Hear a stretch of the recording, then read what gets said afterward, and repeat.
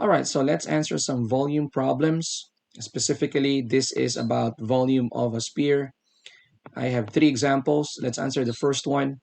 Find the volume of the soccer ball. So let's start with the formula. Okay, so always start with that, the formula.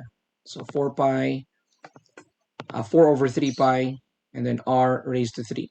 So the only thing that we need to know here is the value of r. Now what is r? R is basically stands for radius. And that's the distance from the center of the circle to any point, or in this case, a sphere, center of the sphere, to any point on this sphere. So in this case, r is already given, which is 4.5. So all we need to do is plug that into the formula. So 4.5 cubed. And then let's check the approximate value of that. Let's use this calculator on the left side. So 4 over 3. Okay, just want to emphasize that the operation between those coefficient is multiplication. So I just want to put the multiplication symbol times the pi times 4.5 raised to 3. There you go. Let's see here. Now, some calculators, you will see this output on top, the one with the pi, 243 pi over 2. So that's the exact value of the soccer ball, the volume of the soccer ball. However, some teachers will require you to express your answer as decimal. So let's use the decimal output, which is equivalent to 381.70 cubic inches. It's not centimeter, that's inches. There you go. Now let's answer the second example. So the diameter of a basketball is 24 centimeters. Find the volume of the basketball. Again, we will start with the formula. So it's 4 over 3 pi r raised to 3. So again, the r is the one thing that we need. What is r here? Now, if you read the problem again, you will notice that there's no mention about the word radius. So there's no radius. However, there's a term there that is going to help us find the radius, and that's the diameter. So the diameter is what? Diameter is twice the radius.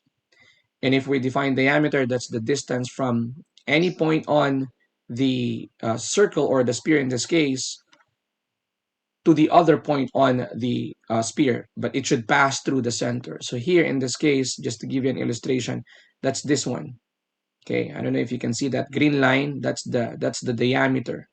Half of that is the radius. So meaning if we want to find the radius, all we need to do is to divide that 24 by 2. And that's going to give us 12.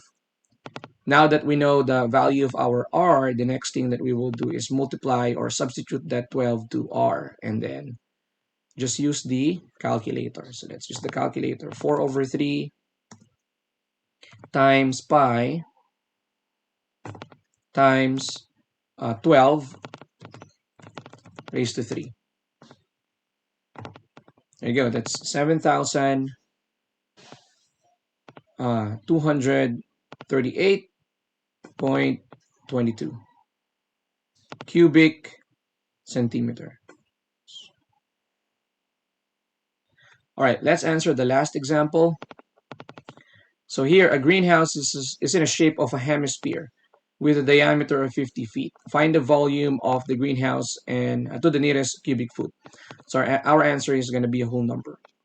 So here, of course, you will not see the word sphere. You will see the word hemisphere. So what's the relationship of hemisphere and sphere? Well, basically, hemisphere is half of the sphere. So the plan is, in order for us to find the volume of that hemisphere, we need to find the volume of the given sphere, that of course is we don't see that here, and then divide it by 2. Now when we divide the sphere by 2, that's the same as multiplying it by 1/2. So meaning, if the formula is 4 over 3 pi r cubed and we want to divide this by 2, that's the same as multiplying it by 1/2. So I will just include the 1/2 times 4 over 3 pi and then r cubed. Okay, so we need the r, right? So what is the r? R again is not given here, just like in example number 2, but the diameter is. So that's going to help us find the value of our r. So 50 divided by 2, just like what I said earlier, the diameter is equal to twice the radius. So to find the radius, divide that diameter by 2, and that'll be 25 feet. Okay, so now I'll set it up, 4 over 3 pi, and then 25 cube.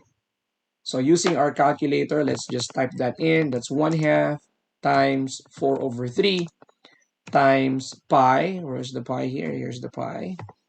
And then times 25 raised to 3.